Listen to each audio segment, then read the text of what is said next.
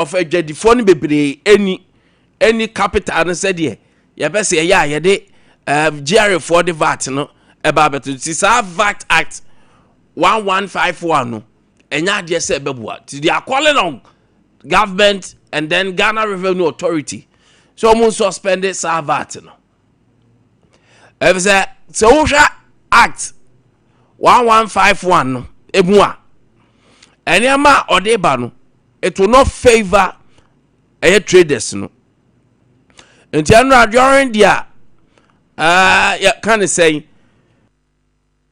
press conference no body now say if we don't want enyoma to escalate and I say prices because currently fighting with traders and say ebeya nke enyoma nyina omuntete nyoma so. But when you are working with them and you're asking them, say, omuntete nyoma so, and at the same time, no, ona okachom so omuntete nyoma so no. O sign ever another way. Who review tax never call anymore.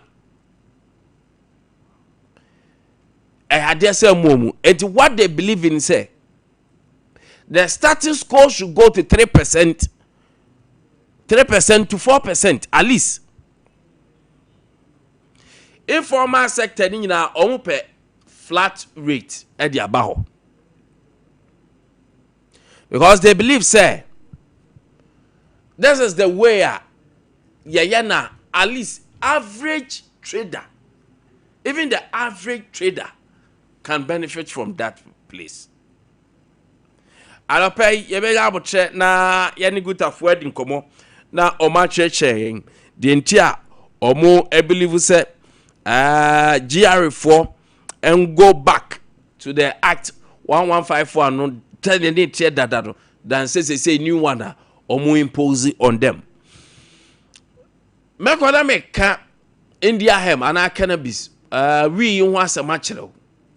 Then I can wanu ye do say there have been a lot of mekai those days. Honorable Ras Mubarak, our parliament. There was a fight and a call. And the call was say, Kebeya India have no ye legalizing no na and when you say ye be legalizing ti na mo be na montina he there be. What they are saying is say there are medicinal use our cannabis in him. And you be on ma unya for pharmaceutical works.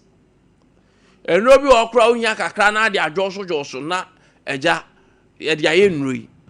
That's the rate amount for here de ma omo he ade na no ma abuse no. Now the video be me hu ye. Hey, where is this video? Just say emranche omu bo ambesi kakra omu bo. Na omakofa ade pa di twi. Hey. Omakofa ade no omu di twum say twi. So I ask myself say why are we abusing things like that? Di twa to so de ana kwofo di twimu a enti akoba ne say legalize na say ya hwe ni ya ene ma be hadwin. But we cannot also forgo the medicinal purpose.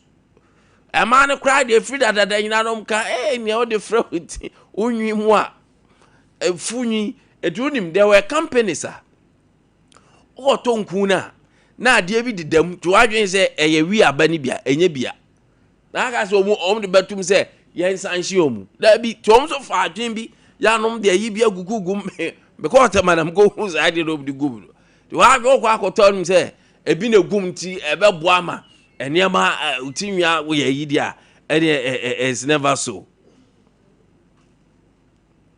It's never so. And that has been something that is happening. Yeni komo. Na yane council ni makoya bua. Sorry. Yera ni makoya bua or a security analyst. Or also a student of Ghana School of Law and Chakra. I say lawyer mapa. ye ni nkomo enso eho bizani mako anope ma chen Bacho match. na empom te sei Afumba na monswe.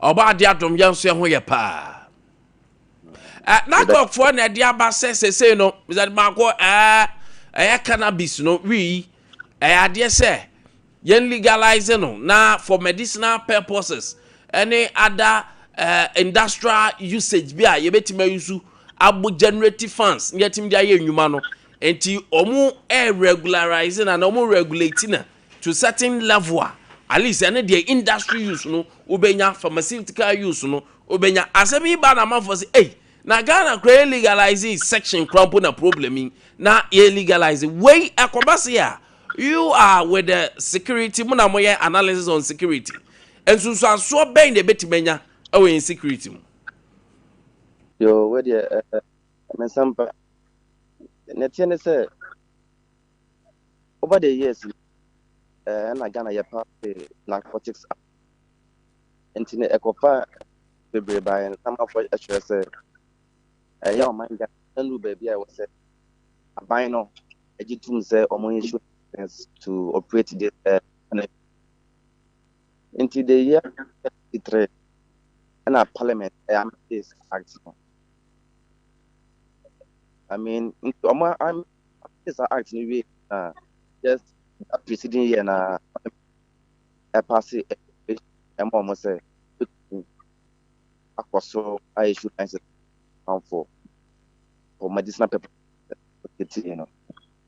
Until a more recent notice your says is here and the stuff now I should like for I used to cannabis for medicinal paper. Especially if you look at it in the aspect of the economic development, apart from say what benefit economically, crime banner the best I was say and for how Ghana mine because Ghana visit one of the days is used as a router or more the cocaine export from the Latin America. Normally use Ghana as a corridor. I mean, export cocaine overseas. This is not say no mobile issue. I'm a amount for abeji to me for send a buyer on me and as on to me a farming stations of cannabis or medicinal purposes. Not a certain resist concern. Apart from say we raise concern a bit more Ghana and put to a cost. If it's a Ghana, say yes, say you're farming this cannabis. Not say you're the year. A better from a no be brave. A bus as soon as the common and we can generate a lot from it because ocean narcotics related to cannabis generate over $1.4 billion to the Western countries on a mother. It's not just a better so the way I Ghana for the submarine money. Then the question is, people come for that distance. Are they going to use for the right and intent purposes? Ghana for no, yeah, license now. Or the bay year, the senior, knock of 4%, and also on bear. That is the concept. Me as Ghanaian, I am not Bibian, maybe. enti we no ewom say the can an aspect ebeboyen but we are also saying say Ghana no said ye nim said ye sitie ye legalize crowd no ye hu the stress ye come security was a chasing some of these recently cry intermally IGP boys see omune na mua no mu chichi bi no mu operations ebra ye ba legalize send ye hu ze ni kra nipa ya anybody be catch us say we a medicinal one. That is very true. Anytime sɛ ɛkɔba sɛ yɛdwe sika no nko ara ho na yɛandwe nsusansoɔ a ɛbɛ affect Ghanaians a na gye sɛ yɛdada yɛn ho as state. Mhm. Nti ɛho bɛhia sɛ ɛyɛ nakɔfoɔ ɛbɛ implement this operational issues of license no. Ɔmo bɛsan ayɛ sɛ a ɛbɛboa sɛnea ɛbɛyɛ a nipa a anaasɛ company a ɔmo bɛba sɛ ɔmo bɛgye license, they will subject the company to strict vetting. Mhm.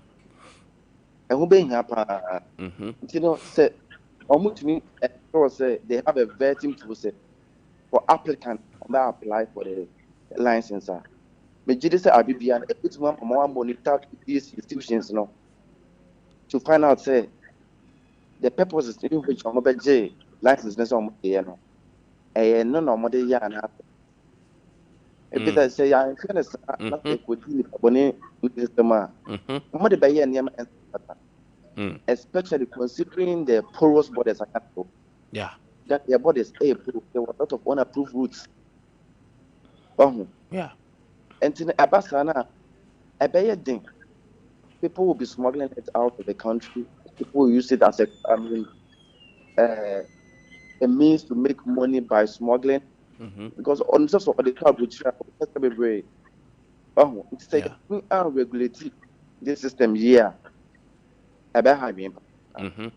Because me fear baako nso de sɛ obi bɛka sɛ o sɛ neɛ documents ɛda so na wode kɔ te sɛ ebi a wakɔ akɔfa edua a wode kɔ no it has to be documented, yes, but yɛnim sometimes no so sɛdeɛ ɔka no the porosity of yɛn borders ne adeade ɔwɔ ɔkora adeɛ no kora no ɔkrataa na mmom krataa ne nyɛ that specific ebi a consignment no anaa wi na ɔde kɔ no but ɔkrataa sɛ otimi edi wi ho dwa ana wakɔfa bi but wobɛhu na wei na yɛka sɛ efficacy ne yɛ different from deɛ ɔmo abuse ni na afei wakɔfa deɛ ɛyɛ baako yi a ɛyɛ illegal yi bi ba polisi ni na ogyina border no so ana ogyina baabi a wɔhwehwɛ mu no oni ani bɛhu sɛ wei yɛ deɛ ɛyɛ medicinal one ana wei yɛ deɛ ɛnyɛ medicinal one ano nso ɛmfa issues ma. and okay, and one of the gaps are Ghana for your facing. Once the policy bar, it has its merit and the merit no government most of the times. But here as Ghanaians, here as citizens, you know, we are always equipped to the demerit. I don't know, banner say ebe for mine na yesum. And so say the repercussion banner say more na say ebema o mine Ghana for 30 pa. I mean me for one coach na Ghana yin pan galamsey apaso access the use na there. And so galamsey no am for catch say yes small scale mine. Oh, imagine one lines is somewhere there. But look at the way I said what the issuance of license they have found for. I mean, abeji in the bay almost not from medicinal purposes. Yeah, name was a lack of one no. A putting in spare a beboa. Now, and she been saying, almost making an immigration service for a collaborative to ensure that almost me hiding attracting the borders. They can also collaborate with national security as well. Send the buyer BBN, they can monitor persons and mobile license the buyer argument. The young me are 30 applicants. Now say you can track more production. I pay the empire.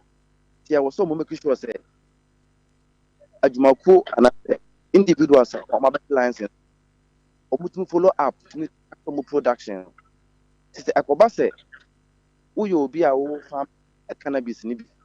Na unyanje to me. Na unyanje any form of production biana. Ombet my head. Aha. About an running wadi. Because never yana a figure. Oh, the Ekobase or more register to me cratano, so on medicinal purposes. That is the reason why I'm doing it. So all the alliance is now for medicinal purposes. That I was a knock of for not one among indeed, lines is not wish you any panel or the year for purposes now. And then I was tracking the production of these persons on base like a mom. But so Omaka so use license number without any proper tracking system. To ascertain say institutions not more like indeed they are using the light for light production. Man no much right from the day on bay issue license, they should have a tracking system at the board. Then we can be able to differentiate between or more and more kinds of more any cannabis to support medicinal. Any Ghana for any binoma almost per se or more your manga some money. A person like I say, only man, so those people can be arrested and prosecuted with the loss of Ghana. Okay. No more most I bet you need the right course. No, Ghana for us. I'm almost Juma. At the end of the day, Ghana will benefit all this production. Okay. Then so say me am monitor and vet applicant for no and me and track product and the instance because the pandemic brother. Mr. Marco, I'll pay my nasty. But you must spend a massive. Yera ni Marco Yabua. And I say you know Edin Komo a security analyst. So na this or a student of Ghana School of Law. I don't pay you know Edin Komo enso faho. What you say you know Edin Komo. All right, there are medicinal purposes. There are pharmacies for doctors in Subedi Kobo. Now, you heard the medicinal aspect of it. Now, you heard the medicinal aspect of it. If you say, you heard the sana emboying. There are people na yadi ho enkomo efrio. So that is it. They say no, Mami say I'll get the bill and then read the statement on it. And so I'm one with the decisioner and also a free ho eba. Now, I'm saying I'm more way now, Monfanto so Mami Nakok for there now. So Nakok to start licensing for medicinal, the word is medicinal. Medicinal press statement, Monfanto Mami. Medicinal industrial cannabis cultivation. The Narcotic Control Commission, NACO, wishes to inform public that it will soon begin implementing the licensing regime for medicinal and industrial cannabis cultivated in Ghana. The following Parliament approval, this follows Parliament approval of the regulatory and cost framework to operationalize the licensing regime for controlled cultivation, processing, and use of cannabis with tetrahydrocannabinol THC content not exceeding 0.3. It is the amount for him, and it is nam 8, 10, 5 near the idea. Where the any say bro 0.3%. It is an ombedian say because yambese a hearment a yinu wom bebre. Enti ombe ye hearment no afrim. Tiebedru 0.3% for medicinal industrial purposes. Aban the ensison design ensison. NACOC wishes to inform the public that licenses will be granted only to qualified entities. Tomorrow you say mu kodua bi no. Enya sorry anu akodua wi wo wafum. Tiemie. Omo timi gibi no. 1. Security protocols. Product traceability system, quality assurance standards, full compliance with applicable laws and regulation. The commission strongly cautioned prospective applicants to deal directly and exclusively with NACOC through the Cannabis Regulation Department. Oh, I don't peg NACOC for number in control. Avoid engaging with any individual, groups, or associating with claiming to facilitate licenses. And mo bese mudua bi mo nhwe ye. Ko from so acha ase na so mo man krata. So pese udua wi bi amesrew. Ko da kokfo. Ko gwa ko je krata wa adwen so won krata. Eso krata na enye approved. uko dua pe obi abaju sika asa aka ho as all the quantum feed kwa kwoto you know we know that's the two trouble one god. Avoid engaging with individual groups or association claiming to facilitate licenses. Follow only the officially approved licensing process guidelines. Enti mo amoyam hyehyem no mamo yam hyehyem. Za plantation ya ba bekoso no. Enya plantation ya di hu ba. But mame mekwa homa so. Na me ne Rastafarian Council president Edin Komo. Daddy boat ewa homa so. Daddy Bosco and president ma Ghana Rastafarians Council. In fact, medicinal purpose no. Na ya omuni ye pa. Daddy John Rastafari. Yes, last year, greetings. Wagwan. Yes, bless the Lord, man. Bless sentence. Daddy, where ya? Mami ni kan musa se. Ye nyina mre bia ya amoye education on India hemp cannabis in fact so war medicinal purpose and all that. That call for positions they say following a parliament approval about on legalization of cannabis at least for industrial purpose and commercial you can say medicinal purpose no. How do you take this message? Oh yeah, I check because Mikai say last parliament and I mentioned as majority leader. Oh yes, our pronouncement. No. This parliament no more I say because we are trained airline. I have a tresenia. We say we a juma nubia. We first one your license. The NACOC statement on the abano. Say Kwame Adam says we say we yes juma. We call NACOC now we register now we license.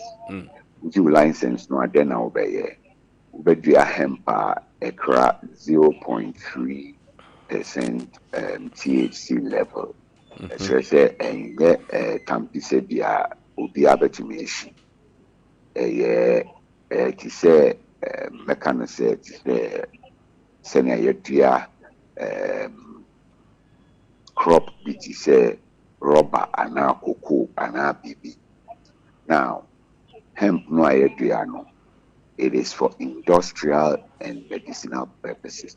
In ti say obi be extract here THC wo no dia product bi ana CBD wo mo no dia ABA prostrate medicine ana anxiety medicine ana BB. Now uba industrial uses no a na sebi a month for bebre ni because industrial purpose no dia for better ana factory a license better hemp no dia hemp products. This blocks. This ntadie because hemp fiber no would media textiles. Enti NACOC nsem omo akan e di mfaso bebre beba because ebe create a jumaso. Now the issue will be the regulation because amount for bebre are doing say NACOC your friend is a license no more man. It is for cannabis ubetumi aton there be we who produce here there will be a regulatory body abia one senior cocoa ubia cocoa no license agencies no omutumi to cocoa from cocoa crachi ombeba beto inti wesu say we a farmer now we need license to produce byproducts that then you will sell to for more factories or to meet a processing. Into benefits the apart from the health benefits from the products, there will be industrial products, any kind of textiles, locks, all kind of fabrication, and then the jobs it will create.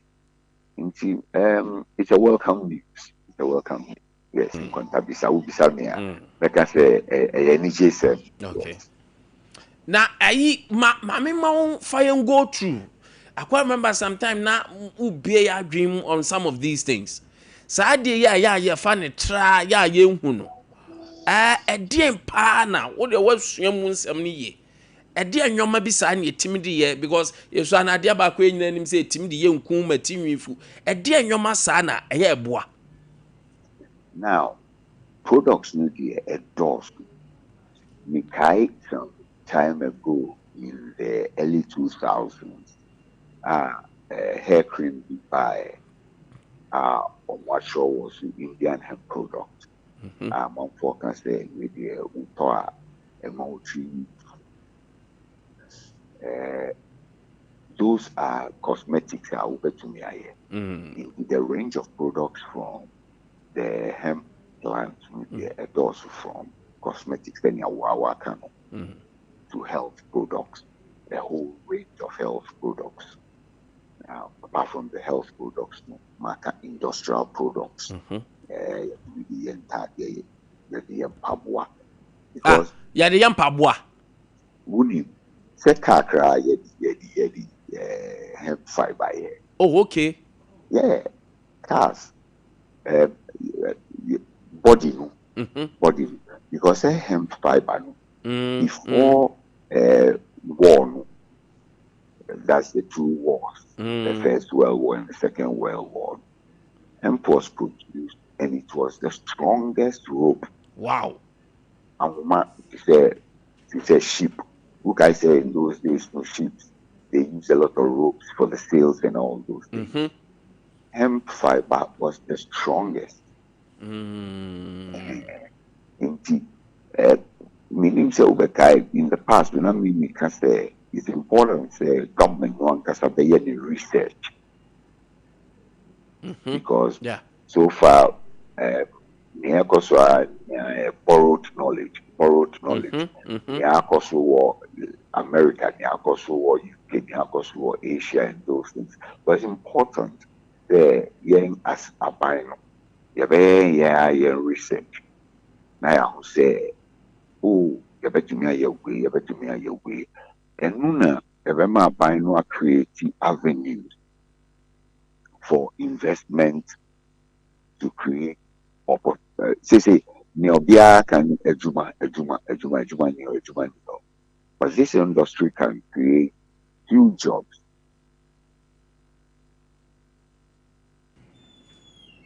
Daddy. Yeah. Wa mani twitwa ho kakra. Ma Sorry. Was it? Ma ho no twitwa kakra nti o last ma nti hoye. Me can say mfaso ebe paso doso. Na ebe here say government no nkasa be ya more research no more opportunities on besumia create and the policies on betumi dia hyehyɛ ho. Na obi ahun sales and person min komo a say. I see. Yeah, Matthias pa. Good. Than to always have a borrowed knowledge obi the research awaye na say tata ho kakra ya comprehensive year be boying. That's it. Okay. Now that is nonsense no. It looks like say young ones see omo abuse system no substance ni too much. And over na video ba ku bi da ye TV so yi. Omo ayam pesie kama. In fact, nyadoa ne adom de atwum de akono pa dadi. Na omo de yiwi yi bia gum no mu twifra. Bu okra ye se omo on ma school fo no mu de ayehye to ne ade. Dadi ano no eboa. Near we're going to say, we research on alcohol. Time, Osaji food decide is the legalize the appetition. Yeah. Now, man, for can say appetition in appetition legalize here, a man for bedroom by heart. But legalize the appetition. Ukokuma, and I would do it to her. Who say, yes, I'm out for no petition, but the new piano no petition. we can't see people there. Say bibi wo ho a amanfo bi say appetition we who say obi aye nkramu ye friend who dan olo okay tell am friend like Abia na obi a sorry anopa onum appetition bi appetition okay ye friend who dan olo okay brofo mu ye friend who drunkard inti teni awo kan ebilumu wo ho a omu abuse bi so atasi and that's where the issues are okay and a public education okay because the public education wo ho a ho na amanfo be who say ade a me ye me faso on ye the disadvantages. Okay. That I don't pay Mama Nasepa, Womrene and Jeshimo Diama Yani Ashefo near Tifu. Nkwantabisa before we jam more, Mamimfa will okay. March 7th, Bakuma Council, 11 National Rastafari Conference. Oh, wow. Yabesico. And on Thursday, the record war Legusunchi. Oh wow. And then Friday, ya Bisu war repatriation camp. Okay. Yankee or down in Yankee. Aye. The repatriation camp. Okay. That's our Friday night. Yeah, Nayabingi vigil. Okay. And then Saturday. Yeah, conference. Nayabingi beach in Yaban Wang. No, Nayabingi vigil. Nayabingi vigil, let's just say bed for drums, Naya Chanti. Okay. War repatriation camp working Yankee Hall. Okay. And then Saturday, Yako Kumasi Cultural Center. Okay. Naya conference. Dr. Peter Otukuno. Okay. Director of the Presidential Initiative on Agriculture and Agribusiness. Okay. Keynote speaker. Wow.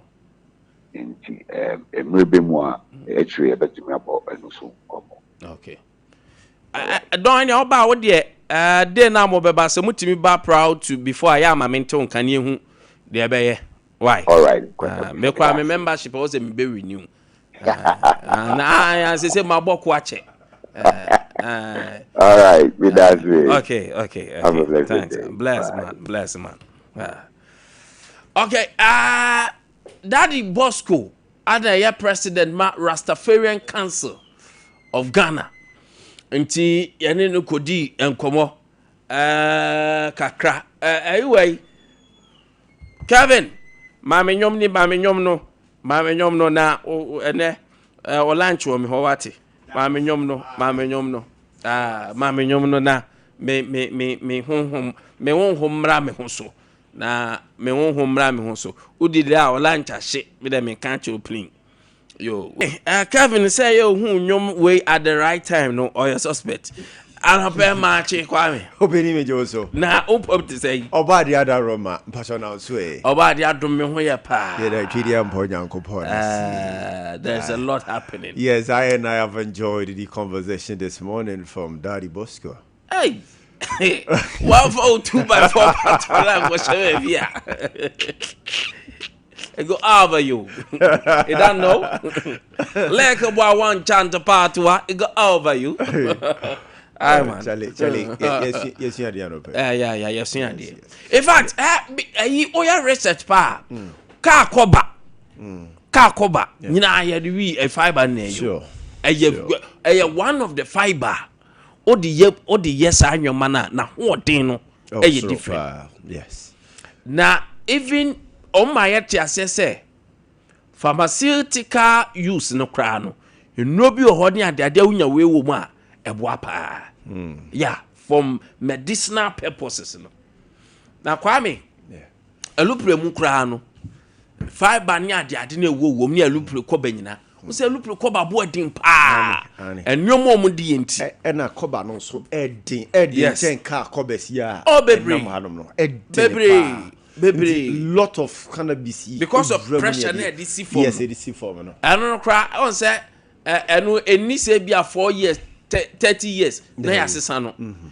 Say a land I think say 300 or 3,000 times na landia also sesa no. Yes. And within a year na nya that number of landing na also sesa no. Unlike car cover, yes, you will be at 2 years, 4 years, expiring. So I mean, you can see the quantity of a cannabis fiber go into the making of that ties. Yeah. The anona or can't seem over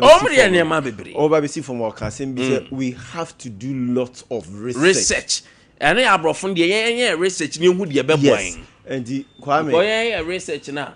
Bet my boy. Kwame my uncle my son pay many good for a new como na na yanhwe the new VAT no act 1151 no good for call for say ebe ya yanhwe niema na enye na yi enyoma mame new como na mini yera any como anopay yera Mr. Richard Amamo and I say you General Secretary okay General anopay ma chen Major Otua. There's a money upon me at the air. You are the you're complaining now to well. I some more. Where they were Daruma, for purpose of honor, yet here for near chef Wunty. At the end, Nama say more call for, sir, at 1511, at 1151, say Yanshe, na GR near buying, and na Yan near Massa Baya, at least. Obi oye trader kra na ono no ne capital nhyeda enru so no obekwa timedi dwa wa bra emu nkanisim Yo minya muba ebe mi say edika manchia the phone nyina the young issue to see a compliance issue at 1151 a new report that abind the aba. Say, yeah, effective 1st January 2026. But everyone, there are challenges between happening. And we are prompting by Emma Edward. Say, I should not put it back. In the first place, I'm going to say about it. Yes, yet, very for it. Say, Omunfa, Omusi Yedi, Omuninki. And to make us a moon, at the end of the term, that is not going to be okay. Just one year. And see, the other day, what implementation of how we do it. And see, it is nice for trying. Yes, you know, I will say that, yeah, everything the crop for on better than Juma. And I see. Yes, for me, committee. And may start the Juma. Now you challenge here. Now you to me we are swam. Okay. And we have members 3. Echo GR. Now was almost number 3. The thing next GR. So we can and choose going to be. Aye. A fast outcome. Yeah. Almost here. Aden. The one shower. You see. You become members now, but then I have a form committee. Almost you look for them. The same like you know. And I don't know the best woman. Ye members in I want to ask you. And ye trauma you are with say, what you ye members in the man, a woman, the moment you put and ye what better self separate for a barrier everything. And you report so the education over. It was so clear for your members. Can say, I want to make computation. I want to make find I want to make every calculation. They didn't do.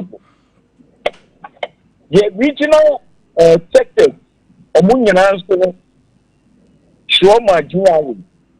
Every from say, when you be at the end, I start for a Muslim to Yensha asante before yensha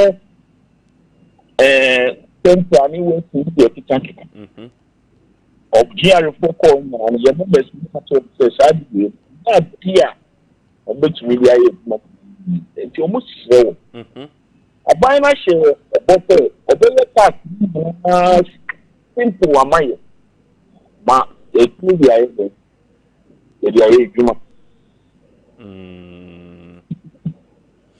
na general ayi so metie aya GR fo nso a asmo mu kan say saa de we a eba no enya de say betimi ade a price spike bia nso aba. So what's the worry? Your worry is 4%. Yeah. Any 4% only 8%. 4% any 20%. Yeah, of course. Yeah, give 4%. Also, the year 8%. Hey, what the year 20%. 20% to 4% equal. That be equal. Semi-to-idea 100 cities. 4% of 100 cities. And I say 100%. 20% of 100 cities. And that Timam say the $2 in a dollar not stabilize the muscle. That's only those who have a power. Then you how now be playing. You can't also your input and output calculation. Yeah. What calculation no able to do yet? They don't have that capacity to do that record calculation. No? I'll bet keeping the input, no are keeping the output. Before how many of them can do this process? And the science we check the don't share with here. And we did, and so simple. 3% at 3%, 4% at bottom. Now 3%, when I move COVID-19, 1% better than the 4%. Yeah. And if you COVID-19, now that's 3%. Yeah. And you see 3%, not making sure that stop beyond the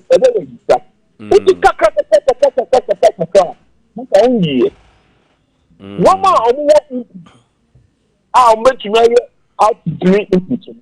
As I say, almost time you are buying a dinner. Now, Mono, what register 20%. Because Santa at the Kupon, no Muji 21.9%. Yeah. And what is about 20%? And how more? General say 21.9 on no input VAT. I no say nenye deductible ana. And no can not deductible. And you say almost why the deductible. Okay. And say one more of free extra. They can do the process because they have account department with the ethical town and of course. But more colors in your account department. Can they see your account department? So we are a work of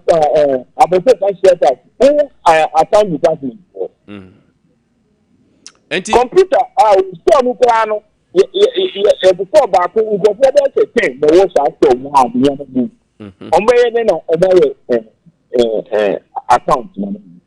Enti yesi yo simple maye. Enti metiasia general metiasia na isa ka mo pen flat rate system na. What no? What na na ye pe. So uye ni sa. Titi kaka. Na ye bebe, at the end of this, the bottom line, you want money. Okay. Oh, Matthias. So you see them trying to see one million. Million, you know, you know, okay. Say no, but it's one of you ready. Maybe I ready. Let me just know. You share any DR.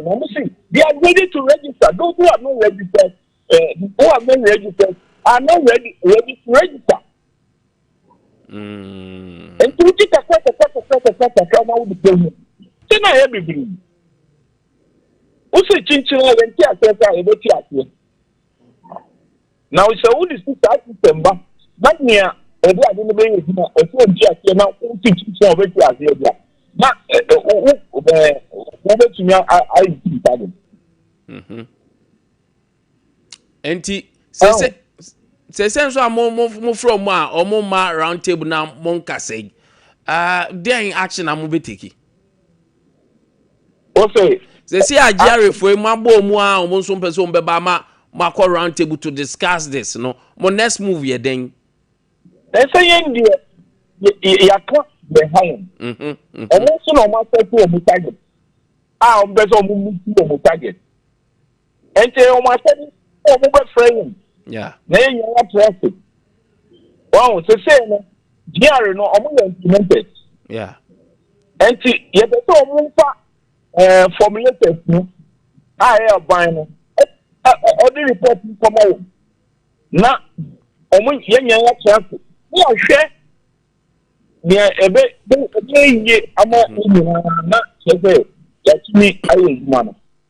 Because as it takes no nipa na wo ti won fa ade na enye edwuma also onwu ye enti onwu ye no wuti chinchina obewu ye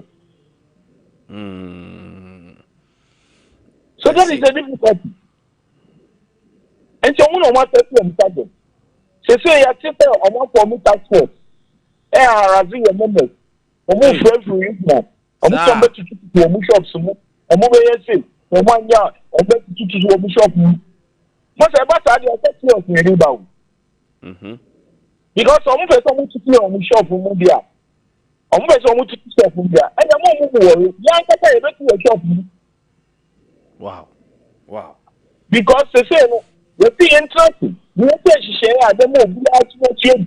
But take a crack. Most of children men who are by force, you don't like the idea. Let's just say you anything. I see. General, ma ya nasi na ya hwe de ye bomu a omni ye kasa idie besi bia be sa afro. Yo, much. All right, General Secretary for Ghana Union of Traders Association Guta. Yera Richard Amamo anope wote se ye ne no edi enkomo enso ewo ho. Na Kwame. So what they are calling for, they say, there should be a flat rate. There should be a flat rate. Kevin. There should be a flat rate system.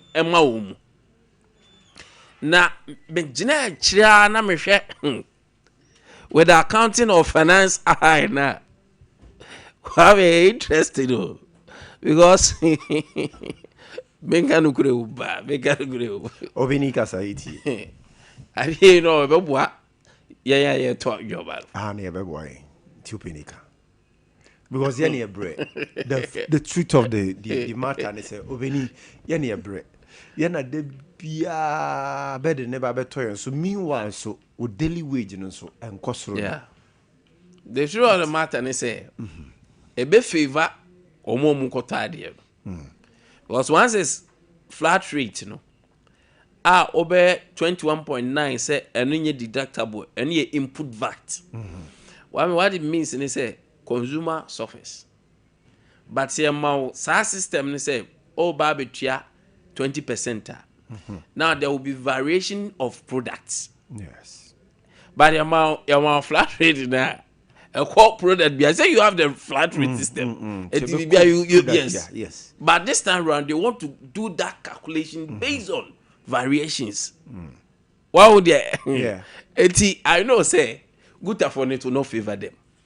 To be honest, they are businessmen, and they always want to take advantage of. Say business is profit. Fast Sure. And say VR for you say the GRE. system GRE story Ghana Revenue Authority for you say the system will not give them that leverage to do certain things on the flat rate system because all the books anymore now calculated the books now per percentage 20% over the product now or your basis calculation members are confused at year 4 but there's the event back as a maguta but a yama consumers because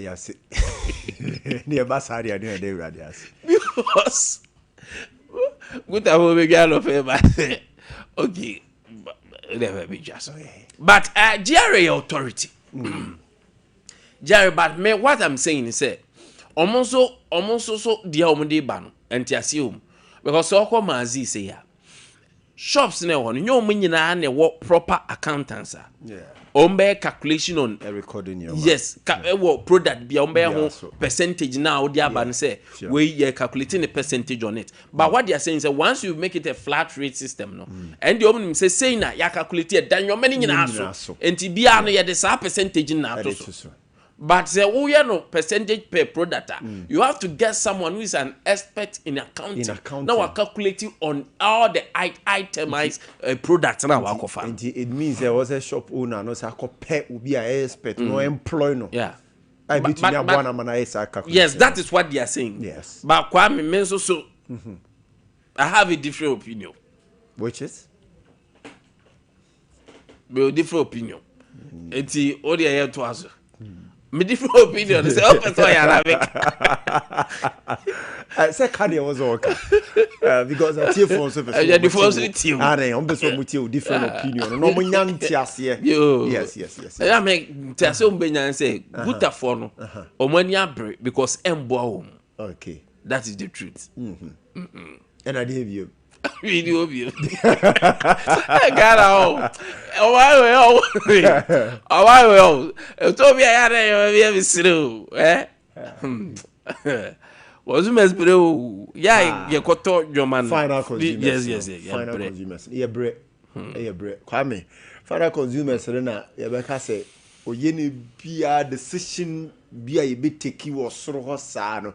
It's an yeni baby gueso. Yeah. Because at the end of the day, what Guta is fighting for no. So the next thing they say, then we have to shift the burden onto the consumer. Now, your moye it will not. We won't shift it. You are not going to shift anything. Okay. Debbie, it's a matter of percentage we are talking about. Yes. And the Canadian amount 3-4%, now 3%. And COVID-19 living by the movie to 4%. And then you have the input VAT of 21.9%. Kwame, this time around, the authority is saying, we are not going to use that system of flat rate. Okay. We are going to use a system of 20%. So calculate it on your itemized products now. And the Kwame said, what are the once there? You calculate it on the 20%. Say 10 CDs you calculate it, and the lower it is, the lower the percentage for you. But what you are saying, but you're in a flat rate. Now flat rate in this a 10 CD in the debia so me koto ade we 1 CD at 10 CD and that so me koto we 2 CD at 10 CD and but what you say. But when we do it on the calculation of the percentage that GRE for the banner, wow koto ade ne bowo from you not be sweating burden. But what you say. Yes. But GRE will also get what they are supposed to get. They will get their money. Yeah. And it's going to help them too. Yes. So it will help the consumer, it will help GRE, but it will not help the traders. Okay. But Kwame said, oh, here more press release no about paragraph 3. Yeah. Second sentence no. I want to say I should imagine a crape the Ochirimusiciano. Ochirimu said this move undermines our agreement to issue a joint press release announcing our resolution. GRE's stance that VAT is a consumption tax, implying it's a tax for the final consumer. It's concerning, especially when consumers are requesting price reduction due to stable economic numbers. Kwame, semeti dia wuchire mu ya se ni dia omonso omoka ya. Wo mo echire mu say bed na baba da the final consumer eso. Here is the case, the final consumer no so copy traders no so ehwa. Wo mo so omu su esre epe entiso. So Kwame, you see where my point now is. Now, woman chire ne or press release chire mu say the GRA air can say sa bed na ema meda traders so nemum ebeba beda final consumers eso and wo guta for so e chire say adena wo say ba beda final consumers for so no final consumers no so buy ho a wo so omu su esre ente so for ne kansa guta eti guta for ne say bed no eba beda guta for so ana Jerry for say yes enkoda ayi for so guta for so enkoda there be consumers so GRA is fighting for consumers. Kwame say make final second third paragraph no second sentence no say this move undermines our agreement to issue a press release announcing our resolutions. GRA stands that VAT is a consumption tax, implying it's a tax for the final consumer. It's concerning, especially when consumers are requesting price reduction due to the stable economic numbers. Nti omo chiri mu say GRA chere say the VAT no dey omode eba no on the final consumer. Ya omo so na akoda. And a good for you say meanwhile, so the final consumer is also seeking or requesting or appealing for reduction. Into an open reduction now, which say do you think say that's a better than our do you think say that consumer so and Gaguta will complain? The VAT is value added tax, but the good for a complaining because say almost say final consumer better. It's not a matter of say kwakoto consumers, but ebeto good as also. And GRA also with the angle say a spectacle say. Enya mo na eba betom so mo de VAT de say enya mo na wo so e value added tax enti e consumer ne ho enti wo problem a wo complain e say okay. No any problem or complaining they say consumer no ba beto ade na sere say yente so ne board nti wo ntumi I no say enti nya wo issue so bi be complain I also consumer ne e ba san so na djuma so na egu da bi engu hwe Guta is saying that but GRA to know what they are doing. Anna me just say Guta is trying to be smart. Kwame Anna me no person follow simple test because I'm told say your panel number say o say tax near the ban regime na ban at 1151 a casa on the change of say flat rate system they fraud 20% na ban o say e be ha consumer no Kwame say e kati across na obia de samra na ye adwuma e be de waka say business because me ba Kwame ho a 20% no is applied to you oba me ho a 20% is applied to me enti obia cut across and you can say you better wait the edge out there. It's the same system. Matiasi. And two, Matiasi. Sasem now omu can say no. Value added tax is not a tax for the importer or the trader. Ni now boil it down to a year you can say it boils down to any power consumer no. And a GRA forecast okay so also consumer ho na kwa usu ni say because GRA nim say it will not affect the consumer. Because consumer no you use flat rate man and what they are saying is that the flat rate that you are using we don't want the flat rate again. Use the 20% system according to GRA. Use the 20% system. Or also affect the consumer man affect you. But in reality it will not have that much impact on them. But what you say. So that is the system. So you see me concept back. And you almost be soon say me but I think it's a GR4. Yes. This is you know opportunity for them yes, stakeholders. Yes. So a consultative stakeholders meeting will do. Yes. Because on kwa untimi ntina baby na kase chinchina chin though you are an authority, Yes. but you are working with stakeholders. Yes. And there is nothing wrong giving Guta opportunity to come and share their side of the story. Now face a 20% the wasro. Yeah. Near Betty Abafoma. That will be fine. Yeah. Yes. Now, also, when the entire more insist on that system now, That system now, Guta will also tell you the reason why they still insist that 3% na for a call 4% now back because of COVID living. Yen sign family hold. Then you come to a consensus and it will be okay. But GRA is having a position. Say we are authorities, so change. Why me I no pay my fence you na semre no ko. Na main messages no. Abedwafo abas Barbara Momumra abedwafo atena se anopen na mo messages no ho mesam WhatsApp line ya ma mo mfre ano ye the fa messages nko mo mfre sana. I find it difficult say me read messages na mo de urban ti mesam a ano de ya na nka ma mo mfre so from Golden Boy Anas Mamponting, good morning. Let me greet Honorable Sakibu Kwabre JJ, the super incompetent opposition party MPP. They are trying to pushing cocoa farmers into demonstration, but it can't be possible. Even as I'm speaking, the president of the land, His Excellency John Dramani Mahama, will meet the cocoa farmers today to negotiate to put things in order. If the NDC government did not pay the cocoa farmers, it doesn't mean Ghanaians are going to vote for MPP. No. John Mahama is trying much as possible to pay all the cocoa farmers. So the MPP communicators and their so-called serial callers should stop telling Ghanaians lies. Yes, we every Golden Boy, Anas Mamponting, and we free, but Dankwe so they aba Dankwe is Ninehini. NDC lies to we Ghanaians in opposition and still continue to lie to us in power. This shows how not competent whenever they get power to serve we Ghanaians. 2028, we Ghanaians need MPP to come to power and put better things in place. For we Ghanaians, greetings to Chairman Koka JFK and lawyer Chi Bonsu. And so, ewaha na messages in Dawson. Meyin kakra ede amayin na yakoye nim every ho mabedwafo atena se anopay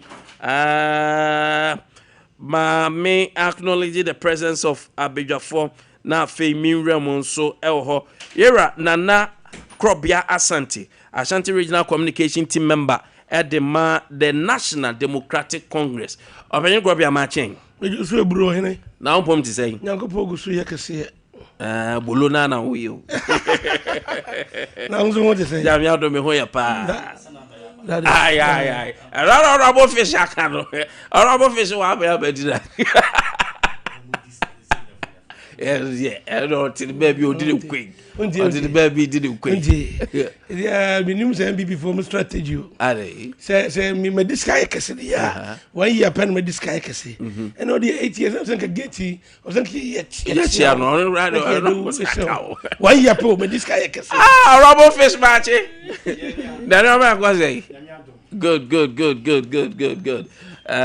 yeah the boy dey say honorable Yusuf Mike too no okay that will be fine the mama honorable Mike na yen rerem and so ho na alopay ye bedi nkombo and so ewa ha na cabinet approves emergency measure to fast track cocoa farmers payment.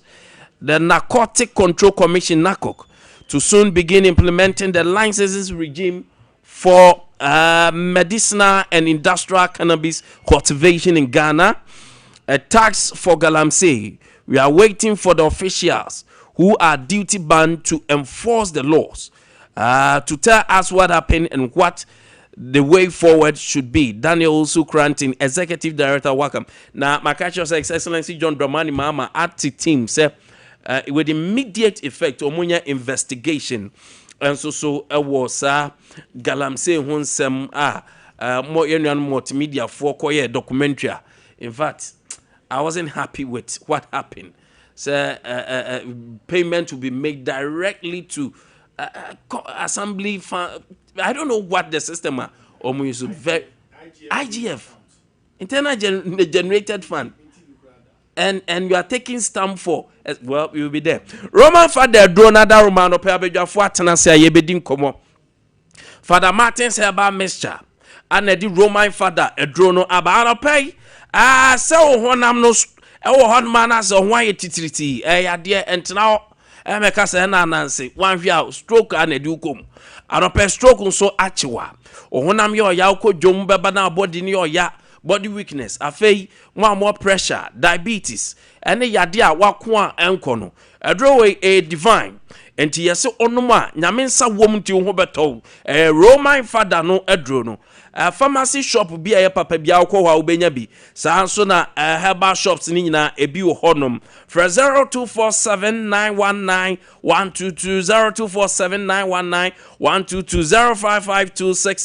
8517. Na anopay also GB St. Andrews Senior High School. A school papa aba na oya admission form 3, form 2, form 1. Then so form 3 for the special one. Obana control sorry. One pass it when ya F and I said the paper and buy a crown or the asterisk at all just say amba. Me so onya ko St. Andrews Obana form 3 school no kono say emfa. Bomodia yewo wana want it here wonim se ne chirade na omu nyina ye examiners enti omu che osene ye te question ase ye answer question enti kwada na nko 2025 omu nyina pass ye St. Andrew Senior High School na make for the amount ye general arts, general science, business, home economics, visual arts, agriculture science. Your campus is in the door, so you are Simfosu, Mankesim Dunkwa Onofing, you was if you are Sanwe so new Edubiase for 0244696911 0207891004 na anopay campus ebe wono ya maombra ya boarding facility ahoye kama campus ne kra emu ye so nice anopay Tagore Herbal Mixture and Capsules. Tagore Herbal Mixture and Capsules. Dry Jina Hopoti. Dry Airboama erectile misfunction. Or Bema na Bema Samnum Kuye. A few boss na fee. Oh, and Guasia Yato. Say Mano Mabano is umpescadia and so umpenonso pa. A dear Bema. Nasa untimi more juma. So honorable fish down there, some yabamo. A tibomodia necope a draby nebobo. Tagore Herbal Mixture, and on a make come for the amount. Low libido, a man knows nyatinka, nyatinka say. Also nyatinka, Bema also nyatinka, and here Tagore Herbal Mixture na make come for at the amount of pay. Infections are who do na a 2 year every ho. Mr. Bomodia, Nefre 0243 228 296 0243 228 296. Tagore Herbal Mixture, I know a dinny. Bois amayade nyina enso so every ho babelwa fo atena se medium bedin komo na emom ye kwa abroche obesua de anase okwa akoye adwuma ye express group na eboa so obeso okosua de wa abroche oko Canada, USA, UK, Australia, New Zealand, Germany na opese okosua de na akoye adwuma ye eboa we nya connection mind some we professionals ane eboa enti open scholarship onsema ye boa mo atiase ya show school at a particular season or scholarship aba overseas admission so ye boa ye international exams ye sa GRE GMAT TOEFL honum Kumasi asafo runabout labor runabout and ye wo Accra ye Kaneshi First Light Sansana Tema Community 18 Lashibi Golf Filling Station ye ne Lashibi Funeral Home and a bench so sa enso na easily gone for Mumra Trinity Theological Seminar ye ne bench so Takra the Market Circle ye ne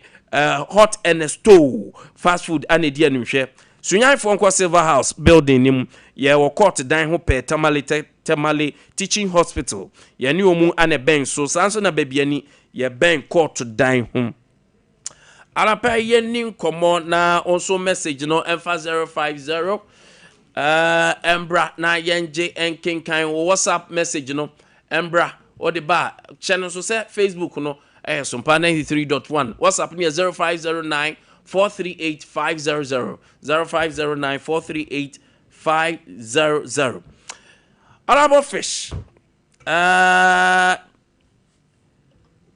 Anopay Yamwa Fishapa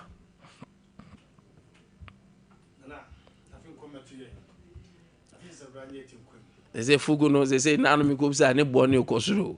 Zambia fire my dear boy.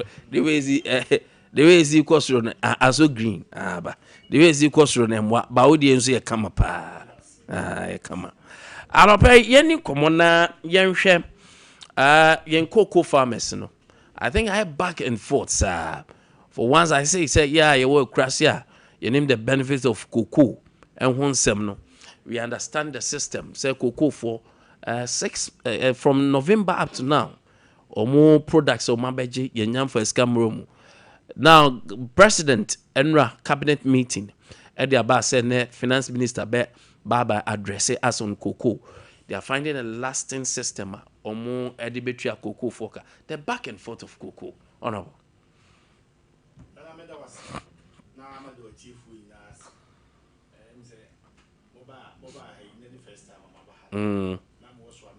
Yeah.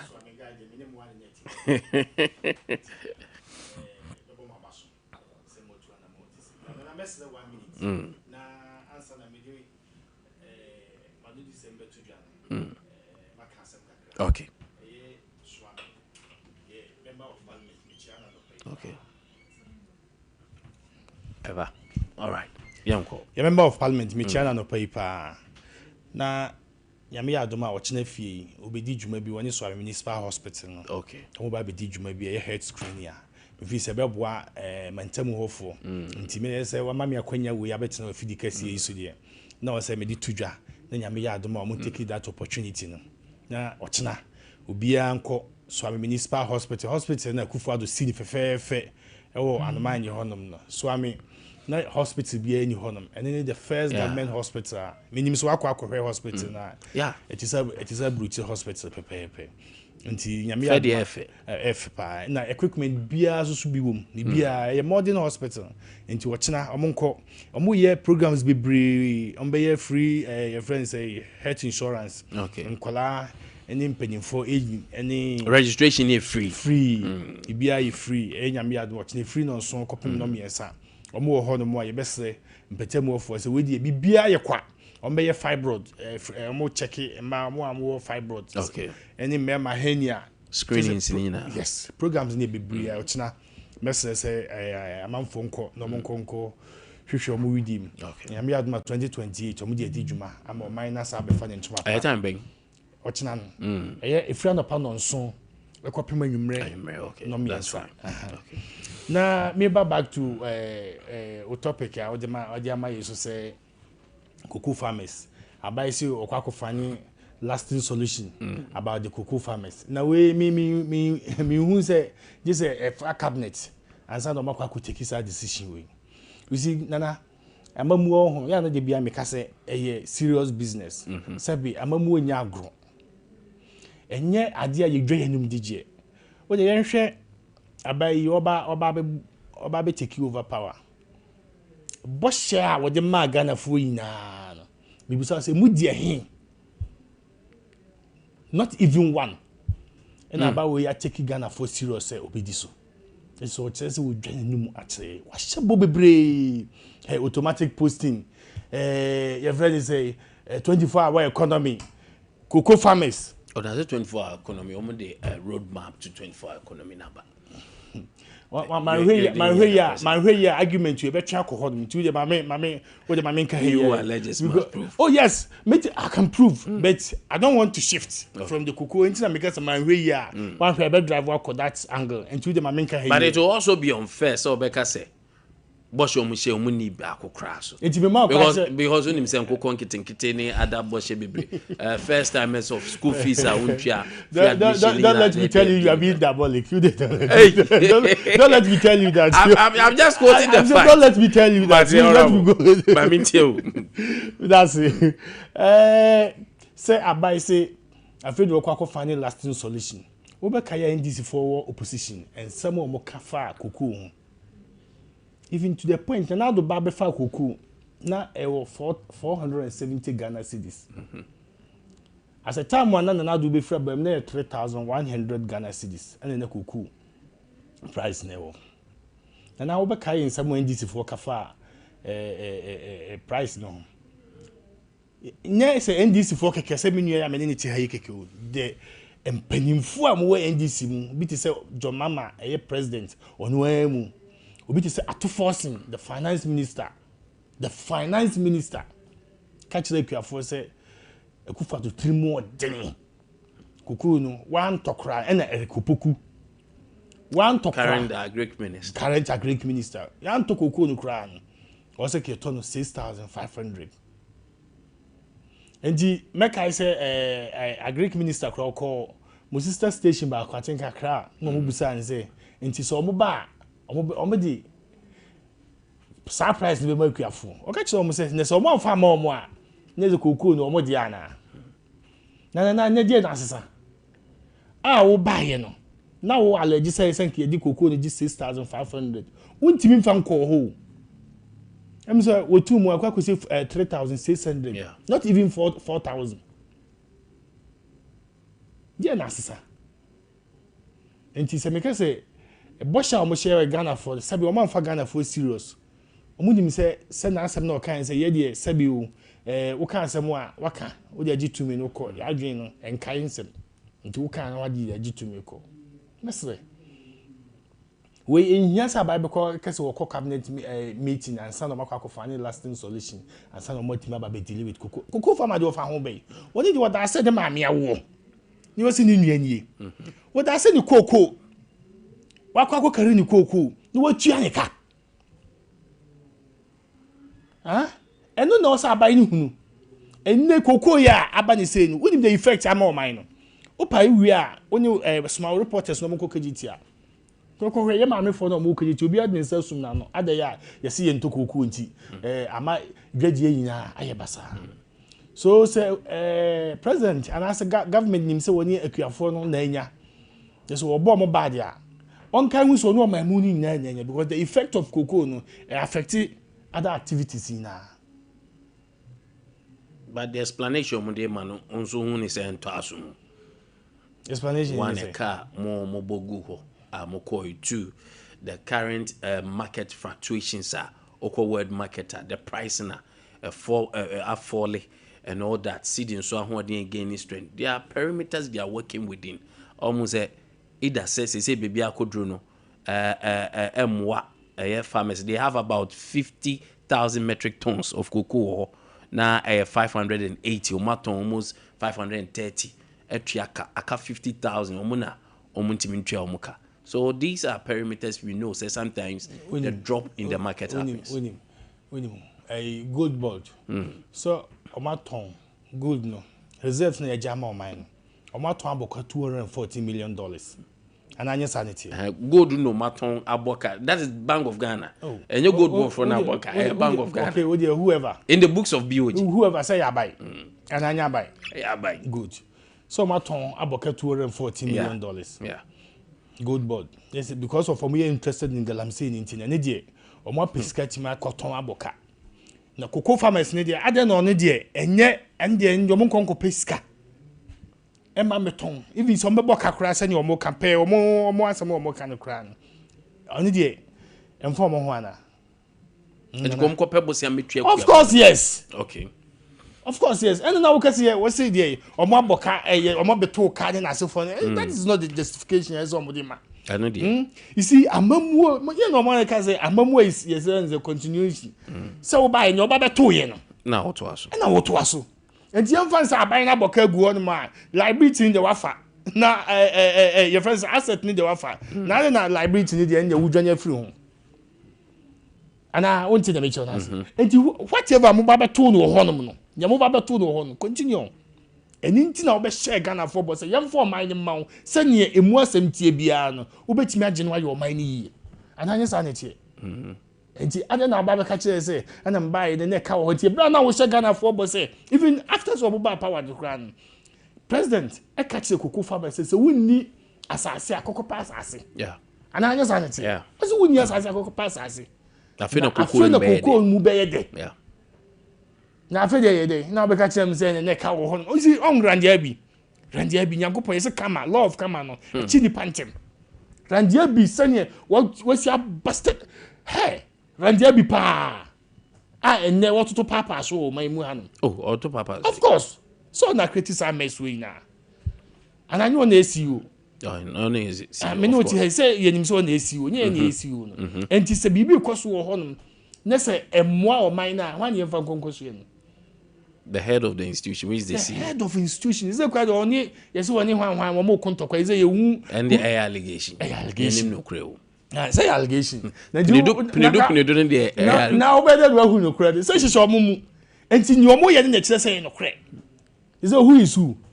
Oh, a friends Coco board honor. Who is who?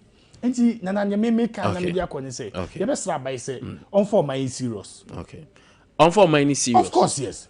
You think the president inform my serious? Oh, nana. So for my serious so on ka sem A number may B. So so me no tie if me pay me credibility asema me catch on no. O say me ye hu adwuma. And I answer that. Yes. And you on for my serious. Na e bo a wo shema o man nya ni mugidie am ye to aba man as president no. Onye hu adwuma. Okay. But I say nana research show say most of the farming communities, especially Kuku for to Abama Mupa, because of GD and do you think as a party might fair to cocoa farmers looking at the course of the current situation with the cocoa farmers? I think first time meeting with you, so make us say Obajuma. Thank you and thanks to the production team. Now, Menfa Akwanya Wilson, your regional chairman. Now it's confirmed that he wants to contest again for the third consecutive time. Hey.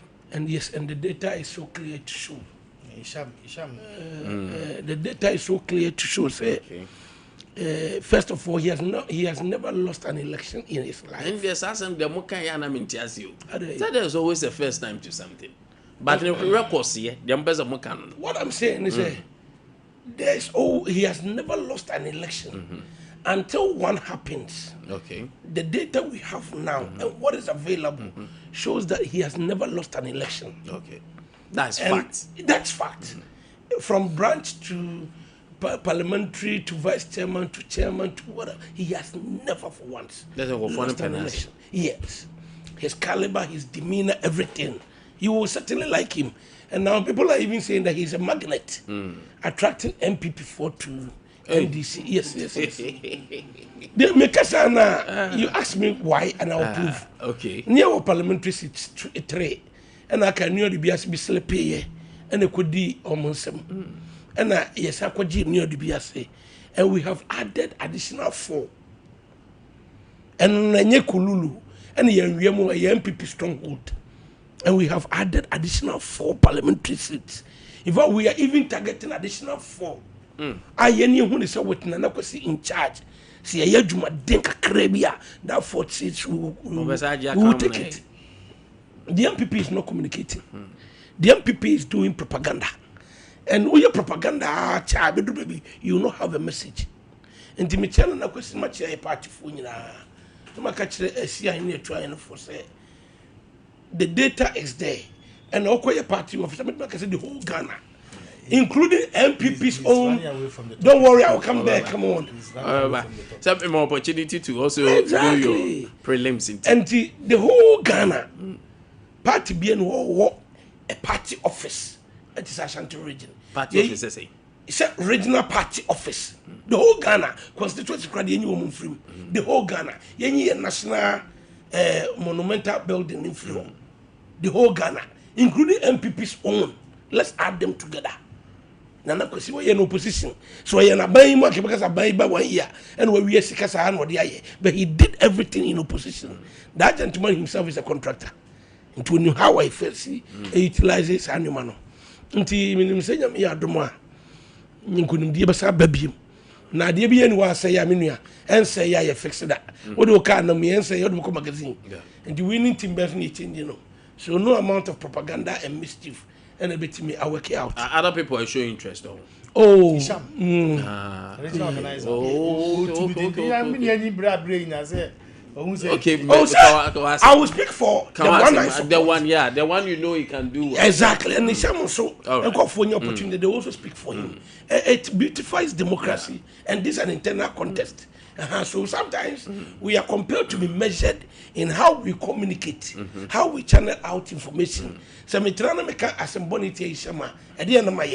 I know him personally.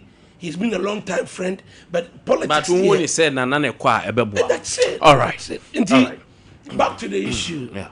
Now the MPP, Ade Akye Abia pet and say, one fault with this government, then they will hammer it hard. They will nail it hard. And I understand them. Say be any opposition, but what are the facts? Me, I know. Me politics of equalization. And Nima Bibria MPP aye e ka also can say ye betoka into ye betoka their liabilities and assets na ye funding together, which of course ye po ye be funding na because ye ba mu. Once the power or the power has been given to you and you have the authority and the mandate of Ghanaians to rule this country, Ade Akye Abia betimi aye and say you find solutions and solutions and solutions. And it's not about nagging, it's not about lamentation. It's me play all the politics of equalization and politics of justification. The community wa OT me ope and they say we see can ye. Simple. That's it. And the Anra me mama ka asem quickly. And I call my sister station Hello FM bo obiem anajono. Na ka me de kodure na overheat na channel for whatever reason minim. Nti man fa na ba se me fa na me nya boat me ye bia ye busy team fa pragia bi e na me de ba fie na me suspect se me ja ka ki no pragia nim ama no so ko and they also me ko fa ka no free ho me hu ki no so as I'm guessing na organism I'm telling you me hu ki no and zaka no so me nya so me tukra ko boki enti ana pragia for me some hwe mo ayim na asem ya to krobia minim ni number minim ni hwe oh that's unfortunate and I suspect go me fuka no ne kuta me na any phone ni people yi people bi ne kuta na be me si no and na dey so almost 10:30 until pragia for the omo yesa de no ho ade wa bo ho de ba ha ye be ma krobia nya mbacho yo nyamishra enti me pese me ka anything I say I say a very sensitive issue. O papa kuani o maami kuani unu ya be ma wa optim grow opportunity for better commerce but wa opt say obeye koku adwuma and I watch a video maami be 81 years na all ka say at an age oni adwuma bi aye oni skill say koku no humfu a o so onye ska na o de fa akuafo liberals na omoko apafo na omoko do koko no ho e de ema no nti uye nipa na wo feeling dia o hear such a video it touches your heart deep ma hu se de ekwe enye but you see no question me wo say atia ne mu ye esna ka se bebu nyina de ebia no so hia ne sika November December wa anya yes ache February mu na me ka se enra omampanyini more emergency cabinet meeting and the cabinet approved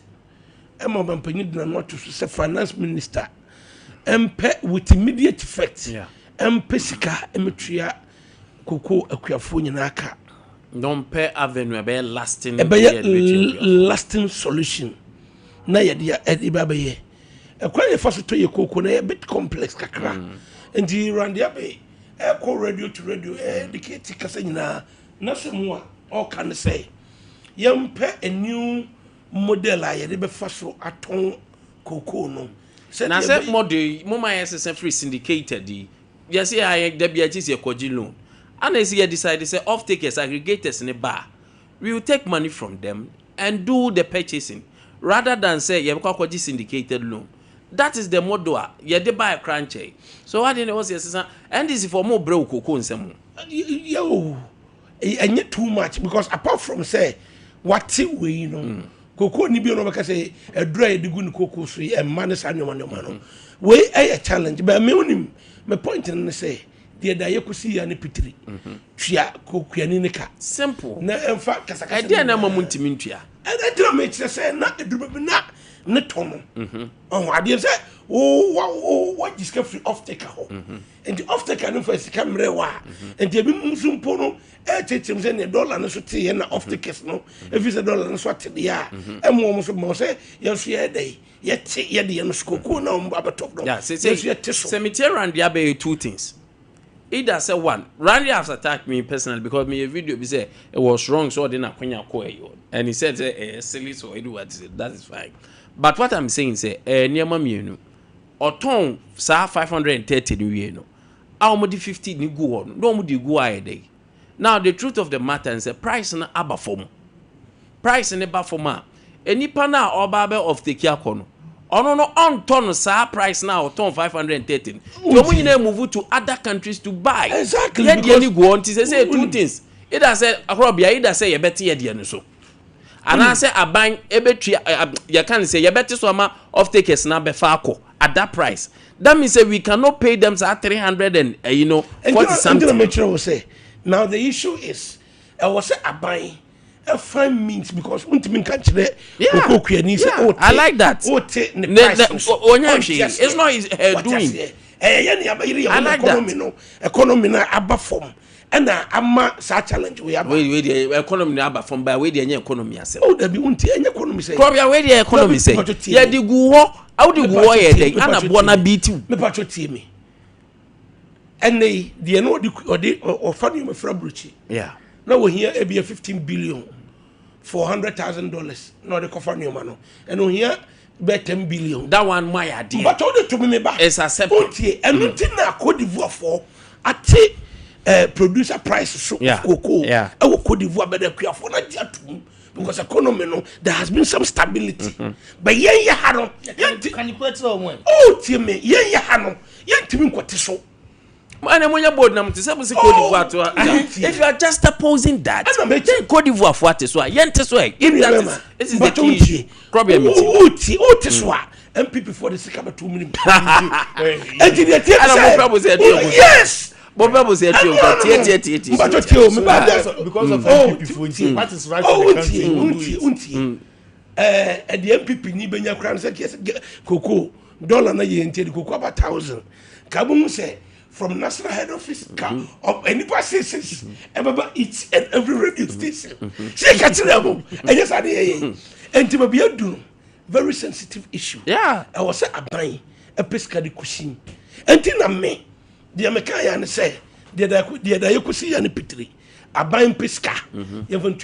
But I'm saying so do you know in the books of Cocoa Board there will be a deficit there. But say until to say a yamun a deficit to a bedroom price there will be some level of way na abuama obia yetimi are recovered na the Cocoa Board ye buy amatoka almost 34 billion Ghana cedis. Other side be 19 billion. Other side be you have Cocoa Board you amatoka. Okay, so you are saying there will be a deficit. Yeah. Oh, I need to say only. Sa bank of pesca be show what dia. To grab it down meboa. Granted, yes you na se kada on MPP for that. Almost ba ba mu. Almost ba to car. Then it must be continued around. Maybe. You think say you can't do the same thing all the time and expect a change. Yeah. And he said, a quay was here and say, you bring a new funding or selling model. I bet me a boy. Na say a one cosra we will adjust, a one buffalo we will adjust. Na a cabibla bogo, cocoa board, where legacy debt at ECG. Yeah. Legacy debt at ECG. Yeah, the Esla buy. MPP for the Esla buy, and I think we realize feel like a little over 24 million Ghana cedis. And the different MPP for buy, they collateralize it. And the Kobe 2035 will say. What I say, I didn't case that now we have to cough $1.4 billion to clear IPPs. And I say it's a multi. What's say? Money to fuel so later. Oh, the say. Why would you say I could pack Canada back? I buy the MSCA and the tria IPPs. And the idea of say for means be. Governance is not always about borrowing. Of course. But I wouldn't need any plan or any idea. Quite out of us what the tria. And until now, yakopa be said ya be se ne se eto kakra da dum so mo friend deal levi so a one Ghana cedi per liter ne ya boabo no kakra ne atim di off take bisia yakoba but you say enyam funso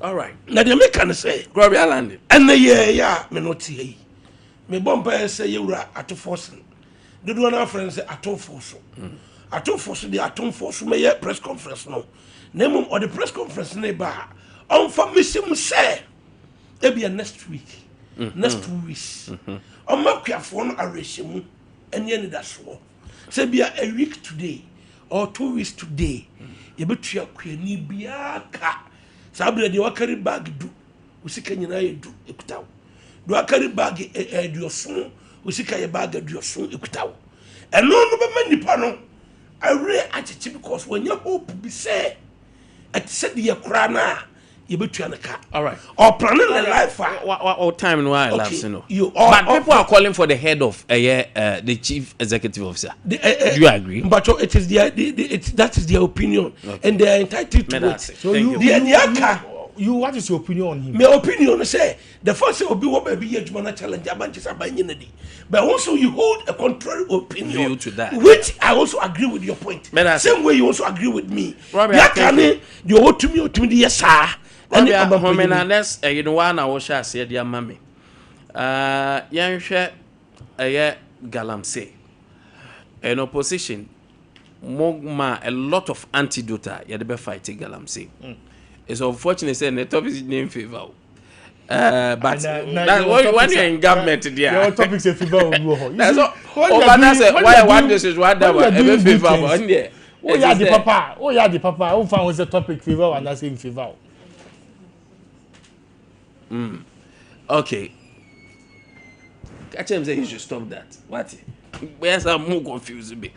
All right. But remember, Krobia. Anopay. One of the things I'm more promising, you can say, Galamsey, the fight against Galamsey, Mobile Makumbi, 9 months aba.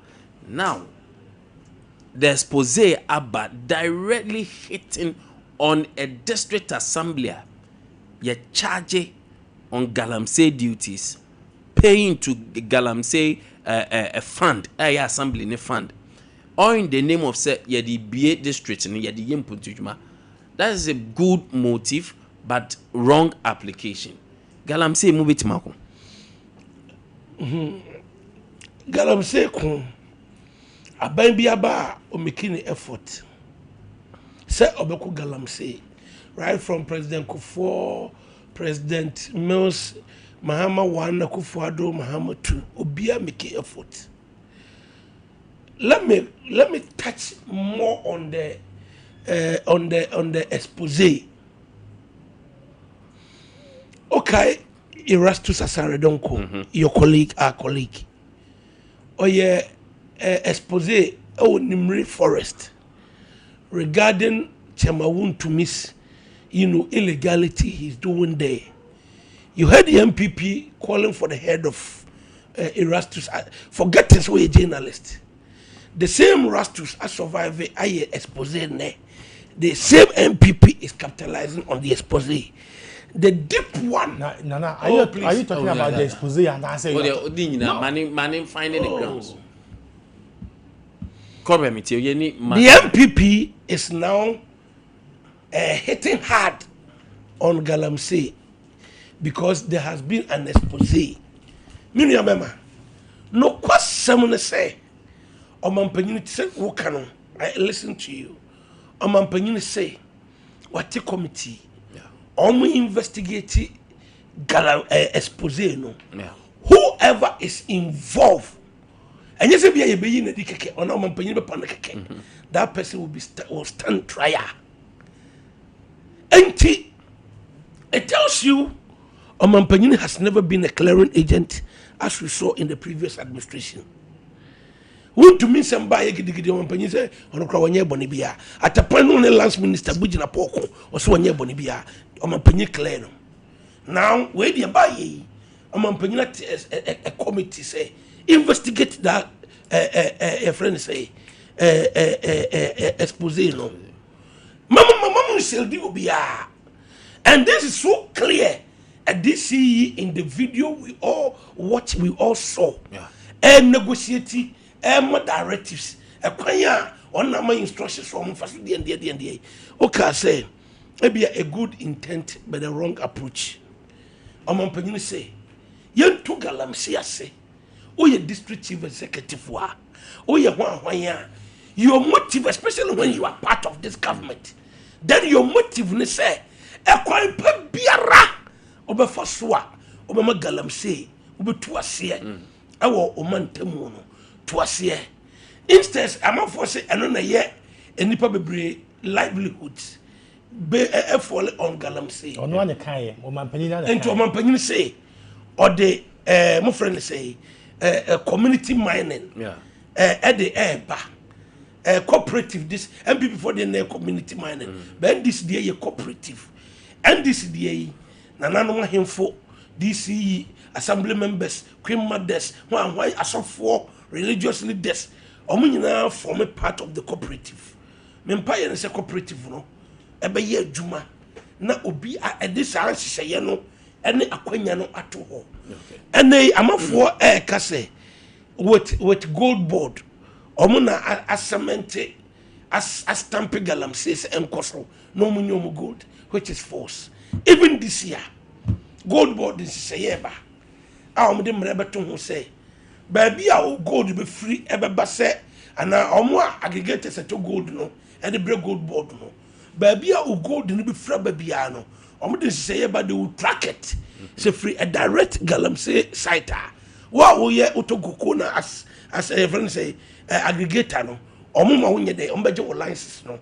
When you know your message say ye hear gold no. Ko nyame the gold chef from say ye ntumfanye ye man ye. Ye hear gold no. But ye hear no from a right source, from a right channel. Right. Enya a direct bearing on ye nsuo suwa. She galamsey se maye kanon.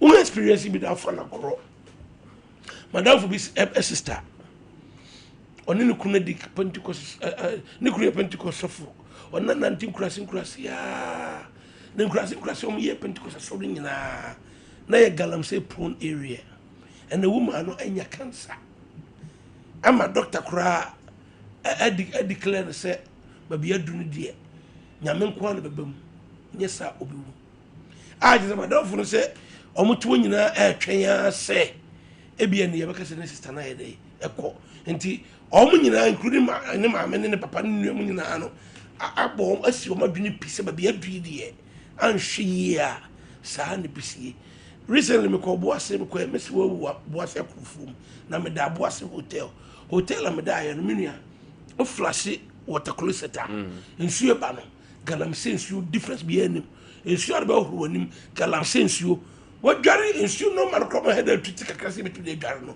wo dware ne di be 10 minutes wo fa ho se ko se na ho ye dey proper me na me yire na koi me yire se nana me mu bi se de no se obabo ase ye galamsey area enti eyasemo a eya hometesem na me yaw die kakra ne se this way amasasem we afano so knowing the stand of the government appointing so in DC wanya de but asenana meba honorable official but no pay 21st clinic na sciatica expert osisia chi etwenwa be kan na sia sciatica na wanya 21st say bra na yenhwe yade bia ye hwe den so sciatica ye expert laboratory service nyina ye bi o sanso na scan obeba ye behwe onya afi na opia ko ba bia koyaba ye o massage wona wodi nimpa e wo massage yem enti wo ba ye manage situation ye treat na ekọ your machine treatment wonum hwehwe 21st clinic e wo Kumasi ye wo hwa overseas Sompa TV wo soro no mo ye from ye ne afa radio ne ben so obo ase cancel quarters Accra Dome Market Sunyane Nkransa Techimai 0249311311 024931131050311131 Honorable Fish we have been bedeviled with the canker galamsey afa free baby I said those people we are relying on so mbebo am here to galamsey omna ye hu mo video im nana on say me chance yakasa no me ka bibi e fa ba we hu indication na kire say abawe anse minua na emi ya so asori ubusa ne say galamsey ko no omo betimi akon nya question ubusa no and we shifting free hono e call expose one busa the issue about the expose it's about the galamsey ko no omo promise Ghana for no you see na make chance akasa no pai make catch say abayi from A to Z the boy shall share o man say yam for 2 minutes man no obeba aba bo o man no emu ba kokura say ba ko say abayi wonye ebi ne galamsey fight ye ka ho asem e die na ndisi fo anka e di measures na by including your friends state of emergency so omoba kon galamsey bisine you go bisa I think meet the press or my one of colleague busa and say na queen obetima ko was it about there whatever what is the number cra something Ghanaians omo eno deliberate from the galamsey's your friends say intinu ko na yedin one penny ankasa it dey na enhye this num crime e ma nye no ye one just say oka say ko na yedin one just ma oka say your friends the police for no wasi we say nananom any police for no ha nyankofo no mutu galamsey na oba report ama police empanimfo any the authorities what kind e won expose enim NDC for indication bi anywhere just on betima ko galamsey ko no ene ubusa NDC ni anu adwane afiri ho enti me kan sisu dua say omo feli omo ntimi nko galamsey no mo di Ghana for ntro asemo ya busa na chamba untimi wansem ba mu no na wa hefa wagitumi no wona share Ghana for bo na chamba untimi ya galamsey yate eno na ma Ghana for di abufuo ekoto abama obum se o ba no aba beboa ya ko galamsey ko no ensuo na wote ya wo kase ubie tap na aye galamsey ensuo no na bra be ko sa ko no ma o man no ye di tumi na ma o na wo sa ba betra na o kasa rewom o kasa rewom a na de na pese o kire o man no enti nana NDC for e QNet abai ano mo bai because not even one of omo promise ano mo tima ye ma o man no omo di ntro a kire o man Ghana ano mo gi tumi omo gi tumi ni wie no nsem omo kan no omo gi anu ato no mo ya different thing enti galamsey ko no de omo ntimi nye ho hwe omo fresh me da se ma me fa tie for mra anim Kwame 0548931931 ba me ma umbram now so ehye wadwen messages kakra ho me yin na free amount oba na onso ahye wadwen ewo enkomo a yedi anopai enso ewo ho 0548931931 anopai enkomo a yedi no onso bewura mu bi maminkan messages no minyini nyina free ode maminra hamra. Hello, good morning. Good morning, boss. Open you din baby free. The friend Julius Agahu, I'm can say Obo certificate. Julius yenti ano pay. The thing that makes you make my power way. Now I say you say before me say Juma I drink a share ama any communicators. Say on be defending on party. Because they don't know omo. So I say omo di share time omo die omo ye. In my papa JDM e dey go akoma omo ye. As propaganda way omo kotrase no ma plan say omo ye omo ku abenma ta na say omo ye ni ma se na be ya ni ma re enkosu ye. But omo boa e shepa JDM e problem sentiment baby I want to abama no plan to say the governor sorry say ampa but we dey be adie am so good and the power say mo ye no ho mo ntimi anye see nye abaye makasa wo sa makasa wo tra so 8 years busi be bla mo ko die mo buy a say ka mo die sa africa mo ntimi afa ye so ye ka say ye sa ne ma no ama aye asantema and na say o mo ye sa no say ni say tu say o mo pen sa say mo ho so be the phone now up to now mo ntimi anye hwe busi mo ko die ni na mo nya mo che you know every my go kind of food say JD will be to the back. If you go what you tell the car, I had before, or went to name I do somebody, that's what you tell Moka, who can get or Julius, thank you. Your point is well made. Hello, good morning. Good morning. Patronat say. Damiado now so eh. You're from the Cobra country, better. I'm not me and John paying. I didn't power, young so. MPP forces, so when you see it, or when you send your case in Trubia no Mucha. Obi was the president, Akasem. We are no also want to know who are some president kind. And so I am quite short, and I over can actually. Uncle Shall Cobra. Shall Cobra need to say. River of Fame, Uncle Shall. So often, and need to say. It's a big way I buy the farmer. More buy and more bag in a ton of saying. And now you're done the same. We'll see fine the pussy. Or more baby grandson, or more book for baby grandson. Yeah, idea. Or more we are mine. Almost an hour there, almost to baby. Let us say thank you. Hello, good morning. Good morning, sir. Open you didn't baby are free. Make us a student to the Mr. Morris. Good. Yentio Kabori. Then you should have much more power. And the American Yan said to be frank. And this is for one Hagana power. Say, me cuckoo, see me specific cuckoo, now in the need to turn them at them. Because cuckoo with them, the Niska, and the Tiaga. They never wash at time. What about that? Say, the Swabama will be happy. We are stores a generate. I said, by cuckoo, and then she can now the talk language at them. They are not good in this camp and Kokomo. But anything for you. Now 4 years now, and I'm Quemo. You bet 2 almost a banshee. You bet 2 almost a banshee. Hello, good morning.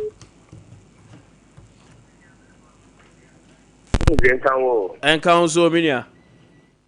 Indiana Mr. Paul, I'm going to tell my watch out as well. Chama boom, my minty of your was yeah. You tell the man, Penny, that's the job to go near the money, Mama. Any empty is more than any what ya. Any nana could see number one, or not near any bar, nor was I the 40s in my 11 feet, or temperature. There are many other man. So if you are telling you, and say, if you enter before, in seeing what tree I'm with you, no can say any moment. So, only a lawyer, yeah, I didn't so media, not catch a plate, a year or mountain, time, Saturday, who go, send me a coupon, send me a baby, and anything. There, the thing is, communicate on all your way. They say, can someone body with you go someone? But you need a community or once and I'll go from this case. I want me a community. But that's almost all my day. Cocoa and Cosso. I'm a cuckoo, yeah, Jam, time to keep them back to me. Before much I must meet me to cook at no man, I'm one friend. One bag. That was a 70 woman to 80 woman to 90 woman to get your election. I'm only just 400 pounds. It's almost to go to. You mean, can't go, maybe. Medasi. Hello, good morning. Morning. Upon you didn't baby are free. I do stay on the doing. I'm capacity that my bonus. Good, Yentio Minia. I'm in China with you for you now. Now, I'm the financial and Casana and all the DC quenching say, man and cancer, my Mama and the boss I was saying, you know, when you back of Praso. But I'm in the car to this when I say, oh, big perk when you're drunk out of that, to be chief justice.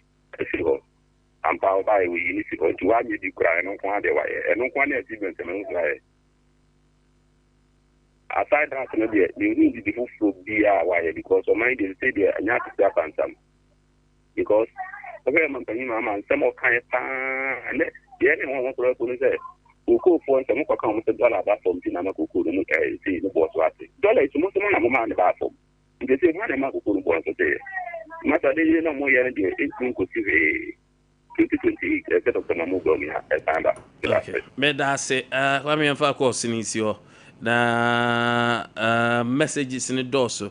Ajman John, yawo ehwa o message no abai sa enso so ana omo phrases so ya na ma en din se me read messages no oh mon fan cha me ne man kind message ni bre because me yes me kan no o ma phrase him enti yanya birthdays no en free honum na anopa DJ opa di more the message by answer na Monica Pranchua enso the message by yanya birthdays no pan for a glorious birthday to Enoch Kwadwo Pepra. O papa any teacher ko Bentwa of Asante Aguna. Asante Aguna ana o sendi way. O papa se odododo. Enti o papa se o senya me se o ma me panyiti trupa.